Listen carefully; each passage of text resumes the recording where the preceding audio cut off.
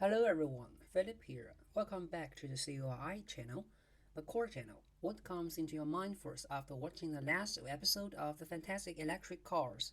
Yes, traveling, of course. And please don't be surprised when you hear me talking about traveling in this channel, because tourism is a real industry. In some countries like Thailand and Greece, it's even the pillar industry. It's August 2021, so in this episode, I will introduce two popular destinations that are most suitable for the middle summer season right now. Since the pandemics are still ongoing, many traveling restrictions are still valid. In some countries, they are even stricter. But don't feel disappointed. I will introduce one traveling destination in the States, Glacier Bay, and one in Europe, South Aegean Sea, in this episode.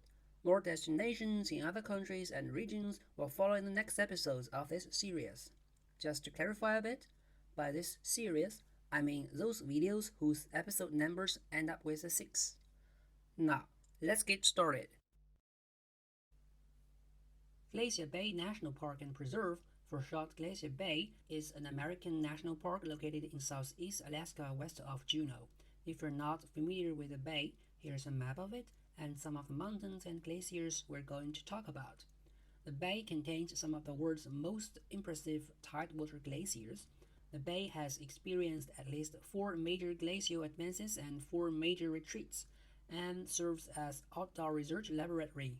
Mountains arise right from their tidewater up to 3 vertical miles. Mount Fairweather is southeastern Alaska's highest peak. The dramatic variety of plant communities ranges from barren terrain just recovering from glacial retreat to a lush temperate rainforest. The story of plant succession is nowhere more richly told than at Glacier Bay, so to say. Glacier Bay has more than 50 named glaciers, as well as 2 major arms, East Arm and West Arm. Most people who come to the park come by a cruise ship, and most of those ships head up the West Arm toward the Magri Glacier. The National Park Service operates cooperative programs where the rangers offer interpretive services aboard the ships and on the smaller boats that enable excursion trips to more distant park features. By the way, there can be more than 400,000 tourists taking the cruise ship a year before the pandemics. So, why were they all guided to the Western Arm? Well, it's the most impressive glacier, which is advancing 12 to 14 feet a day and caves frequently. If you want to experience the area more intimately and get closer than the large ships, consider a small ship cruise like the itinerary from On Cruise, which features 2 days in Glacier Bay National Park, or by sailboat with Alaska Adventures Sailing. If you are staying locally at a lodge, you can enjoy a day cruise out onto the waters, or see the park from above on a flight seeing excursion with Alaska Seaplane Adventures. You will often see seals hauled out on the ice chunks here. If you are in front of the Magri Glacier, you will also be within sight of the Grand Pacific Glacier. This glacier once filled the entire bay, reaching Icy Strait in the late 1700s. Receding rapidly, its face is now covered with rocky moraine. Other well-known glaciers in the park include John Hopkins, Wright, Carroll, and Lompoc glaciers. As its name implies, much of Glacier Bay National Park is water. Most of the land within the park is mountainous, covered with dense rainforest or other thickets, and without roads or trails. While a few hardy travelers hike, raft, or climb the mountains, the vast majority of visitors travel by seawater. Big Glacier Bay is a natural waterway from Alaska's Inside Passage to the tidewater glaciers that are the park's main attraction. Its numerous branches, inlets, lagoons, islands, and passages offer literally limitless opportunities for exploration. Glacier Bay is also a fabulous place to explore with your private vessels.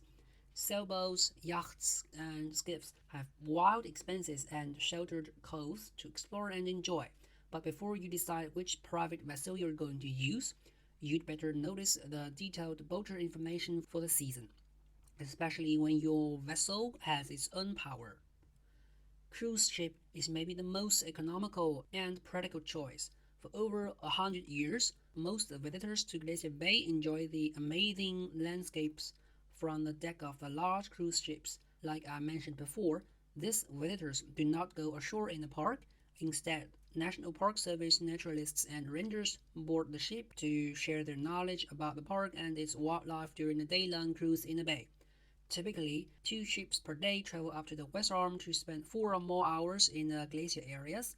Passengers will witness glaciers, mountains, and a surprising amount of wildlife in the heart of a very wild place.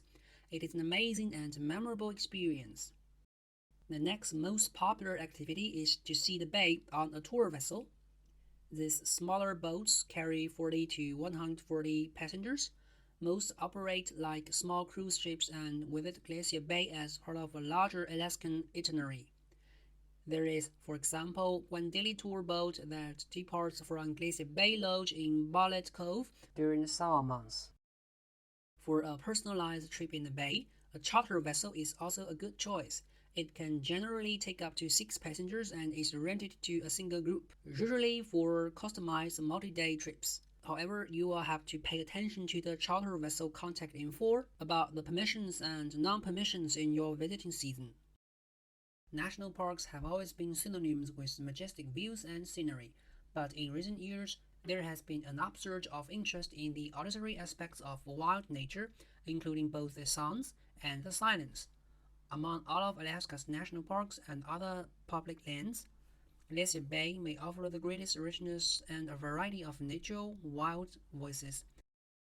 On a given day, park visitors might hear an astounding assortment of sounds like glacial ice exploding into a tidal inlet, wolves howling along a wave-washed shore, loon cries echoing between forested islands, humpback whales calling, brown bears thrashing after salmon, raindrops making polyrhythms on a muscat pond, shore crabs scuffling among tidal boulders, harbor seals growling on ice rafts, and moose grunting in wet meadows.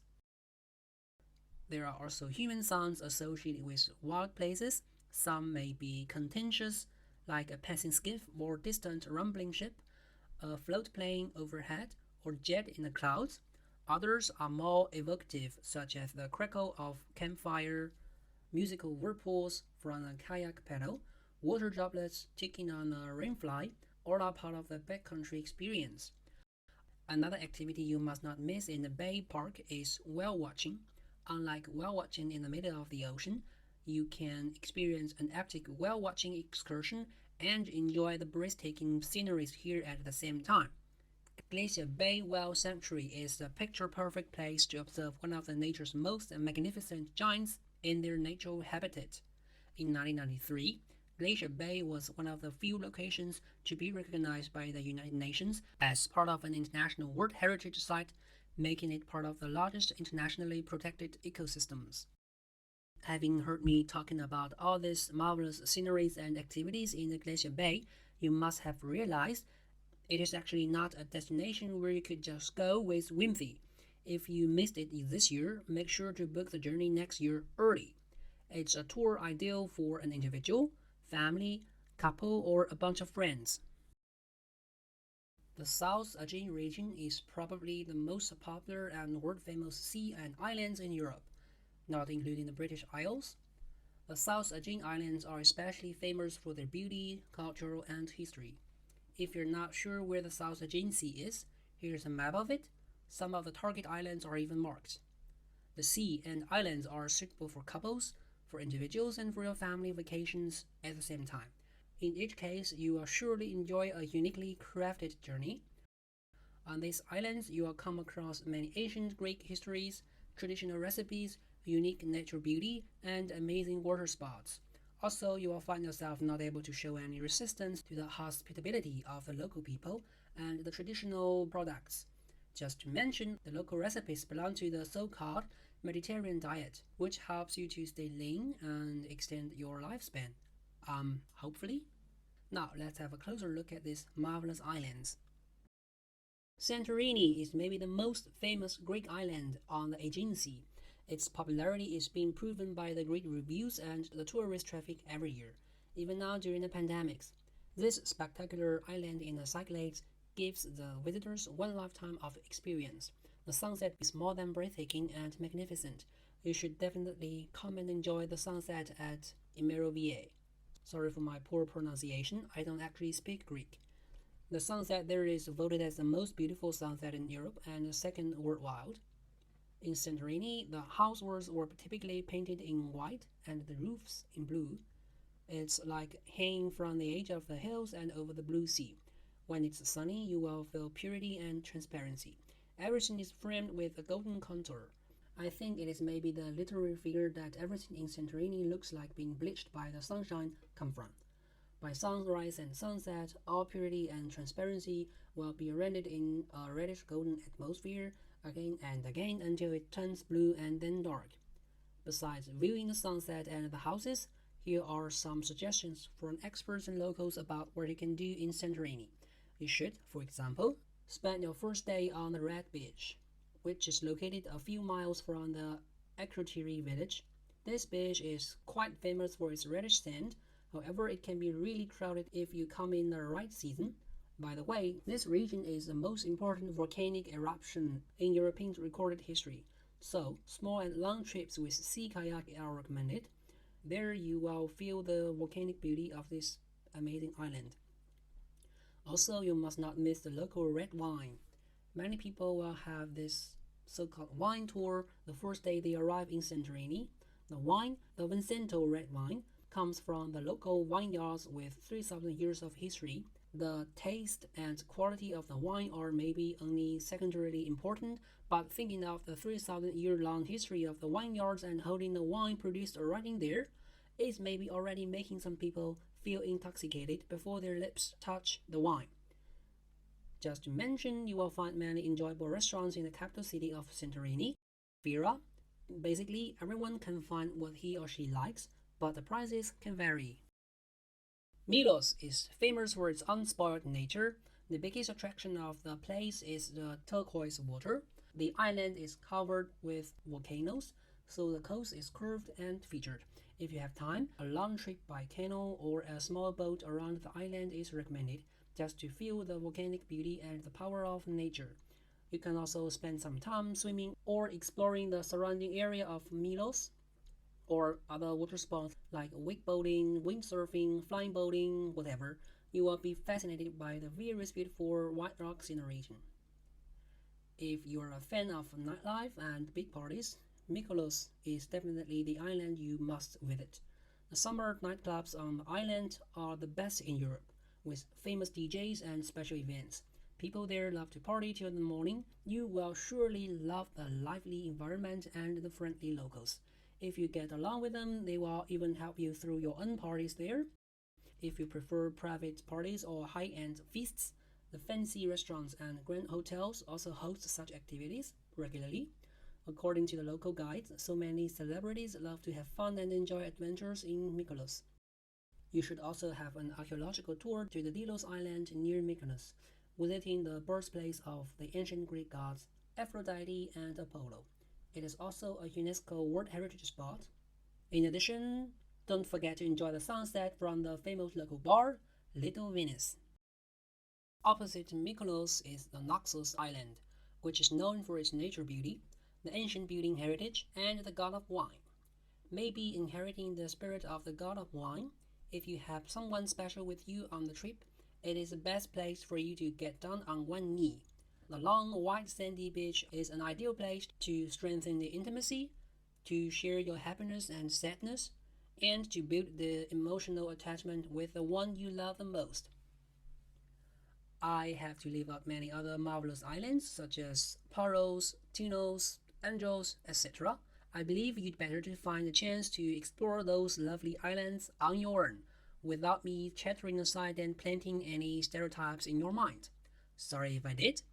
Luckily, they're not far away from each other, so just make a proper plan to include them and to maximize your upcoming surprises. So, that's all for this episode. The Glacier Bay and the South Aegean Sea. Which one do you prefer? With whom will you visit it? What other traveling destinations do you favor the most? Feel free to share your story in the comment. See you next time.